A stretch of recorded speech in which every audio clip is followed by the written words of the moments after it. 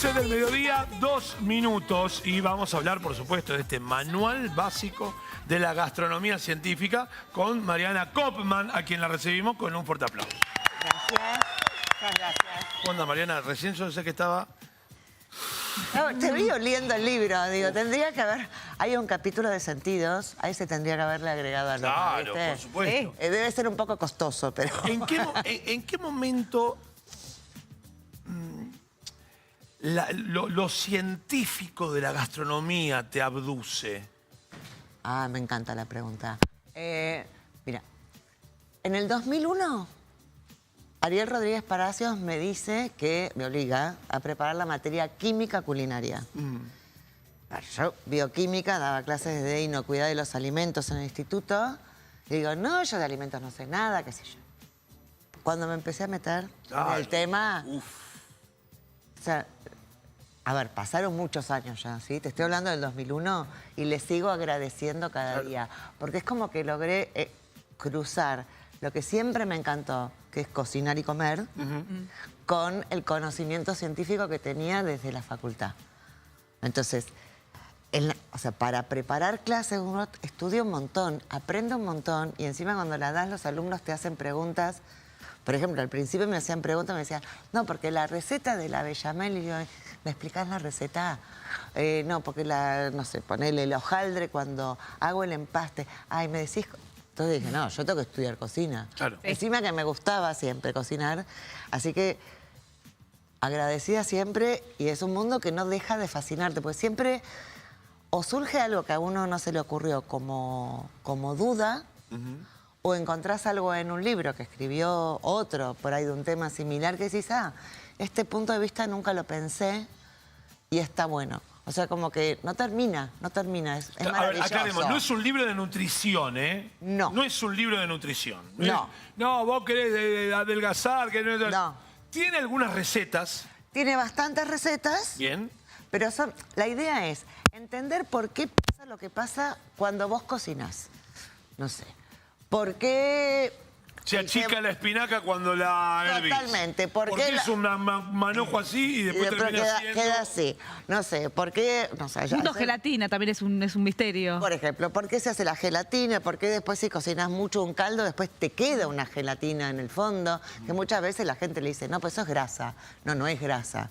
Eso es colágeno que salió de la carne, que después cuando lo concentras se transforma en gelatina. Entonces, no sé, ponerle para las fiestas. A mí me encanta el Viteltoné. Sí. Entonces digo, bueno, voy a aprovechar a dar un datito más. Bueno, ¿qué pelleto compras? Uno grande, que tiene que ver con que el animal es grande, con lo cual en general es más viejo.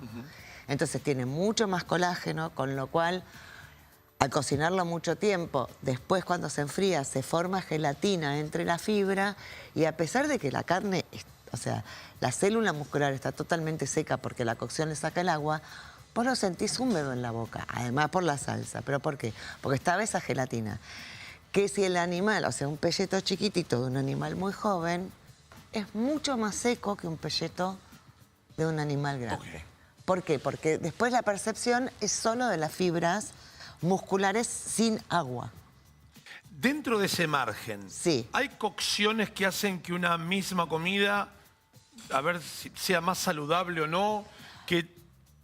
A ver, tenés el riesgo de intoxicación. ¿El mito qué? La milanesa al horno es más sana que la milanesa frita. Bueno, eso justamente te digo que en general eso es mentira. ¿Por qué? Pero ¿por qué? mal. A ver, el tema es que para que no quede una suela, vos le pones un montón de aceite abajo, un montón de aceite arriba, todo ese aceite lo absorbe. En junio sale el libro de procesos, porque bueno, tiene una segunda parte que son toda la parte más de recetas y de procesos, donde se profundiza en fritura. Una fritura para que absorba poco aceite tiene que ser una fritura profunda. O sea, si vos pones... Haya mucho aceite que se meta, que se sumerja. Totalmente. ¿Por qué? Porque vos lo primero que tenés que hacer es formar la costra. Una vez que la costra se forma, no entra aceite. Sale todo el vapor de adentro del producto. Si vos pones poco, enseguida se enfría cuando pones el producto y entonces la costra tarda mucho en formar. Y mientras tanto absorbe aceite. Una maravilla, la explicación. ¿Se entendió? Sí. Bueno, ¿Y entonces... haces sí. pastelería, por ejemplo? Porque la pastelería tiene mucho de te pasás La una pastelería cosa, para se mí corta la es- crema. ¿Cómo es hacemos? Fascinante, fascinante, fascinante porque es tan precisa. Yo digo que en cocina caliente, que no me escuchen mucho los cocineros, ¿sí? Terminan zafando. Sí, porque sí, más sal, un poquito menos, dale. Le disfrazo Sí, claro. con algo. Pero en pastelería vos haces una preparación y te enterás cómo salió al día siguiente, porque se tiene que enfriar. O sea, te enterás a las muchas horas.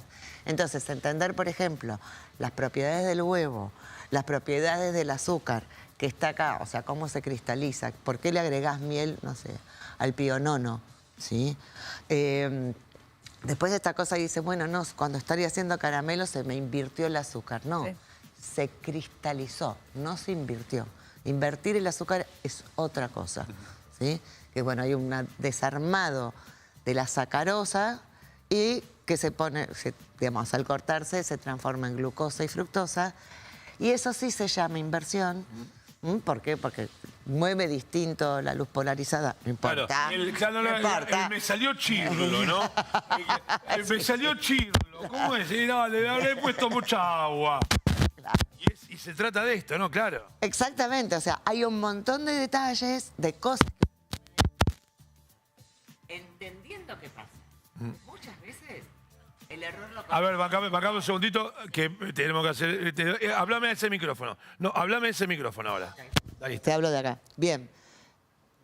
A ver, muchas veces lo que te sirve entender es para ver por qué cometiste un error Claro. y no volverlo a cometer. Porque muchas veces, a mí también me pasa. La vez pasada no me acuerdo, mira, ni qué estaba haciendo. Creo que había puesto leche en una, ¿cómo se llama? Olla de aluminio. Estaba haciendo... Y de pronto lo veo que se empieza a poner todo gris. Gris. Gris. Y dije, no puedo ser tan boba. O sea, no puedo ser tan boba. A ver, no se hacen determinadas comidas en aluminio porque el aluminio se mezcla con el producto y te cambia el color. Y vos no vas a servir una salsa blanca gris porque todo el mundo va a pensar que lo querés matar. O sea, se mezcla el color, pero, o sea, ¿sale con gusto a aluminio? No queda estético. Tampoco es muy saludable porque se disolvió mucho. En ese caso, entonces empieza a ser tóxico. Y ahora, Mariana, Sí. también me imagino que lo interesante de saber cómo van reaccionando y la función principalmente de cada uno de los ingredientes, elementos que vamos poniendo en las recetas, también nos sirven para saber si tenemos que reemplazar, por una cuestión quizás de salud, por qué otro alimento podemos llegar a reemplazarlo para que la receta más o menos nos quede parecida, ¿no? Sí, los reemplazos son realmente muy difíciles, pero bueno, hay que trabajarlos y se puede intentar. A ver, yo estuve el año pasado, fue hace un montón ya. Fue en el 2019, empecé con Ale Temporini a hacer panes sin gluten. Yo hacía un montón de pan, tengo un libro publicado con Ramón, con Gluten Morgen de Masa Madre, y me dice Ale, che, no me sale la masa madre sin gluten, ¿vos te parece que puede ser? Le digo, sí, pero dame tu harina porque yo no tengo nada. A los 3 días me sale la masa madre y digo, pasame una receta, porque yo nunca hice pan sin gluten, no sé cómo es. Entonces, estuvo buenísimo porque ahí ves la cantidad de dificultades que resulta que te presenta, ¿no? Reemplazar algunas cosas como la harina de trigo, que es perfectamente reemplazable, pero bueno, hay que cambiar varias cosas. El huevo es muy difícil. Muy, muy difícil para, no sé, recetas de gente que tiene alergia al huevo. Claro, hay mucha gente. O veganas. Claro. Hay tortillas veganas, pero ¿cómo se reemplaza? Parece imposible. Es muy difícil, realmente es muy difícil. Se puede hacer, hay compañías de alimentos que están generando cosas, ¿viste? No sé, el merengue es fácil. Para hacer merengue se hace con el agua de cocción de garbanzos o de arvejas, le pones azúcar, se seca en el horno. Perfecto, sale bomba. Hay una cosa que hace Daniela es mi esposa, la Bien, conocen todos. Bien, bien. Es, me dice, ¿no? ¿Por qué no te probás lo que hice? Sí. Y lo que tiene Dani es que los ingredientes que ella ve que pueden ser, ponele, que nos haga mal o que nos meta kilos, Sí. se los saca. Ok. Entonces, vos no sabés qué es lo que estás comiendo. Porque, No sabes con claro, qué te vas a encontrar. Claro, porque vos decís, mira, hice un buñuelo. Y agarrás y decís, no le pusiste nada de esto. No. Yo digo, bueno, mirá, es verdura. Para mí hay que cambiar. Para mí lo que hay que hacer en ese caso es cambiarle el nombre porque uno genera expectativa con ese nombre. Claro, Un bueno. porque buñuelo lo dice sin decir- huevo, sin harina, sin aceite. Claro, ¿viste? O tal vez la cocción de una forma. Sí. Pero te falta algo. Falta algo, que no ¿viste? es que falta lo rico, Claro. sino, no, debiéramos haberlo cocinado de otra manera. Probablemente. Porque la liberación, no sé, tal vez algo hervido o algo al horno libera diferentes... Totalmente. A ver, por ejemplo, cuando vos vas a hacer un guiso, ¿sí? Que primero dorás la... Hay gente que no dora la carne primero. Y eso es el día y la noche. Bueno, Es el día y la noche. ¿Entendés? O por ejemplo, viste que hay gente por ahí que hace salsa de tomate y le queda como que la cebolla la sentís todo el tiempo y sirvió, no sé, una hora. Bueno, esto es un error al principio, donde cocinan un poquito la cebolla, pero tiene que estar totalmente blanda antes de agregar el tomate. Y la razón es porque el tomate es ácido y cuando las cosas le agregas acidez a la cocción de un vegetal, el vegetal no se ablanda. ¿Vieron los picles? Sí, claro. Que son bien duros y se cocinan bastante tiempo. Bueno, Sí. a ver, es un poco exagerado el picle, pero al agregar el tomate a esa cebolla que todavía no terminó de cocinar, no importa que lo cocines 1 hora y media, no se va a ablandar. no se va a ablandar nunca. No se va a ablandar nunca. ¿Por qué? Porque la acidez del tomate impide que se disuelva una parte de la célula vegetal. Bueno, No se ablanda. A mí una vez lo que me pasó, que quise, lógicamente ustedes vos me vas a escuchar y me van a decir, Goano, vuelva en marzo de dentro de 2 centurias. Quise hidratar tomates secos en aceite. Claro. Y yo digo, che, este chicle, che, qué No, malo estos claro, tomates. claro. Y me dice, no, después quien me lo vende me dice, no, Nacho, en agua. En se agua. hidrata. Se Hidro es hidrata. agua, no aceite. Totalmente. Te quedaron- Yo lo metí en aceite directamente y después, claro, Eran frisbees. los hidraté en agua, luego los metí en aceite con un Ahí ajito sí, y ahí me sentí el gato Dumas. Olvídate. Claro, totalmente. Pero viste, sí, lo que hidrata es el agua, no el aceite. Totalmente. Pero igual, a ver, hay una cosa que igual está interesante lo que decís. Cuando una preparación, por ejemplo, tiene más aceite o más grasa, en la boca resulta más húmeda, aunque no tenga más agua. Mira, Por ejemplo, el bizcochuelo, no sé, si comparamos un bizcochuelo con un budín. El bizcochuelo, si no, lo bañan con un poquito de almíbar, Sí. le pones 80 kilos de crema y qué sé yo. Y convengamos que es una preparación seca. El budín es súper húmedo. Y tiene igual o menos agua que el bizcochuelo, pero que tiene chiquicientos kilos de manteca. Que se te funde en la boca deliciosa, ¿sí? Entonces, esa sensación de humedad a veces se confunde con la cantidad de agua. ¿de qué depende? Uy, nos podemos quedar un ratito más. Esperá, no, ¿de qué depende que el bizcochuelo te Sí. salga fornido Sí. o que te salga aireado? ¿Es que le haces así mientras va bajando la mezcla a la tortera? ¿De qué depende que salga alto y espumoso? o apelmazado. En lugar de apelmazado. El batido del principio. Batido. Ok.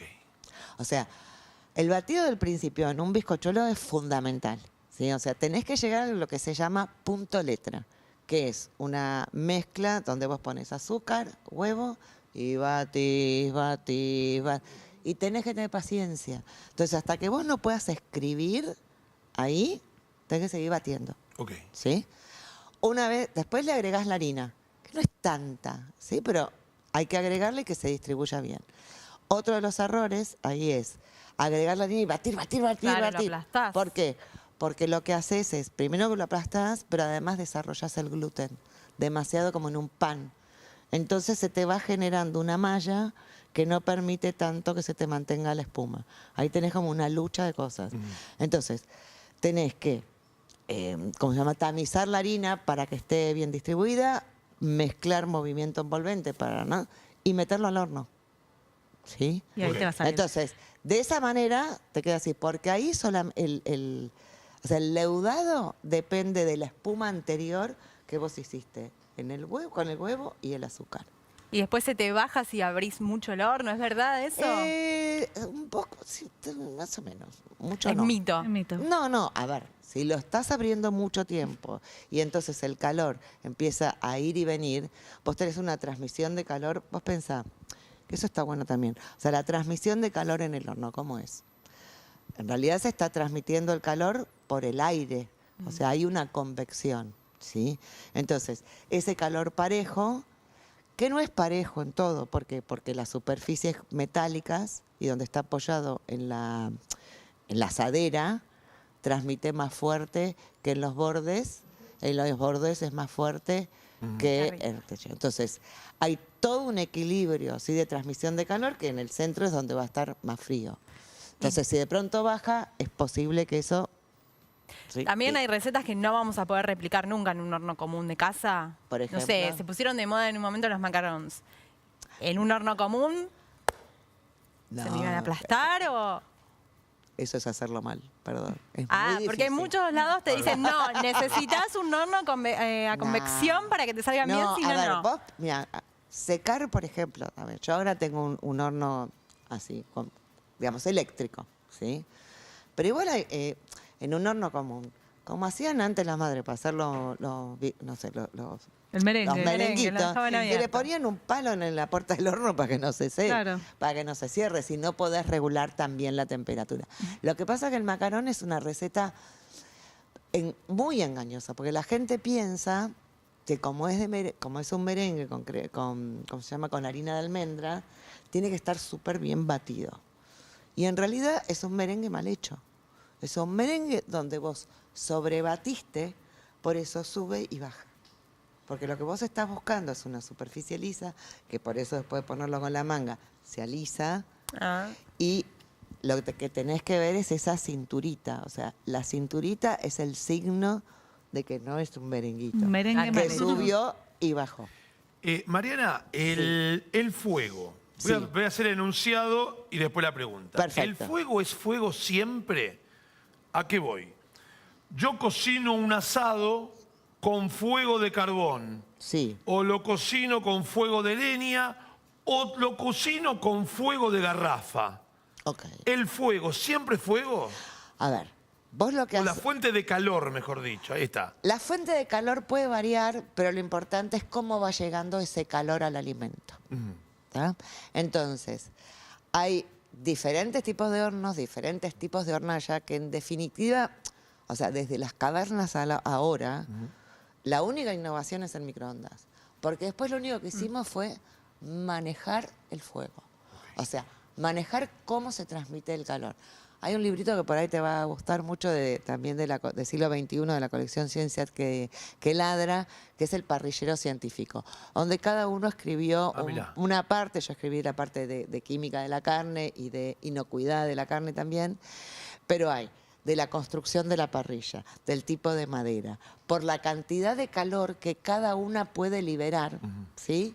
Viste que no sé, que decís, bueno, voy a hacer un asado de muchas horas, uso quebrachos y me dura un montón. Si no uso, yo soy cero asado, ¿eh? Ok. Pero eso Sí, eso no, lo digamos, sé. fuente de calor. No me Fuente de refería a calor. asado, sino que... Sí, fuente de calor. calor. Entonces, vos, ¿cómo cuidás además que ese calor que vos generaste no se vaya?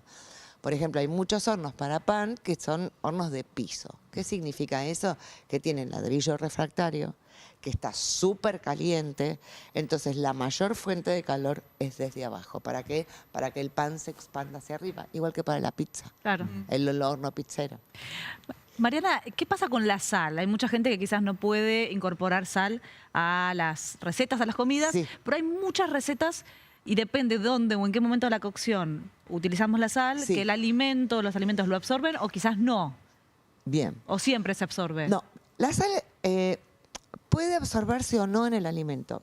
Lo que esto sí aconsejan los nutricionistas y tiene una razón sensorial, es que si vos le agregas sal después a la comida, vas a ir notando, porque no queda pareja agregada, que cada bocado tiene una cantidad de sal ligeramente diferente. ¿Eso qué es lo que hace? Que vos no te aburras. Los sentidos cuando son parejos se apagan. O sea, uno el ruido del motor no lo escucha más al rato, lo volvés a escuchar. O sea, te diste cuenta cuando se apagó, ¿sí? El olor adentro de un lugar, que entras a un aula, viste, está lleno de gente y vas así, y a los 2 segundos no lo lees más. ¿Por qué? Porque el cerebro apaga para no seguir esa señal continua. Lo mismo pasa en la boca. Entonces, si a vos el sabor te va cambiando ligeramente en cada bocado, no te aburrís, no le agregás sal. Y en principio dicen, y es posible, que entonces terminás comiendo menos sal y podés manejar mucho mejor la ingesta diaria. Mira. Manual básico de gastronomía científica, Mariana Kopman, del siglo XXI, Biblia. Ay, gracias, Claro, gracias. Sí, obvio, absolutamente. Para saber cómo tenemos que hacer lo que tenemos que hacer, ¿sí? Y tener más conocimiento. Mariana, muchísimas gracias. No, muchas por gracias. acompañarnos esta mañana. Muchísimas gracias a ustedes. Gracias.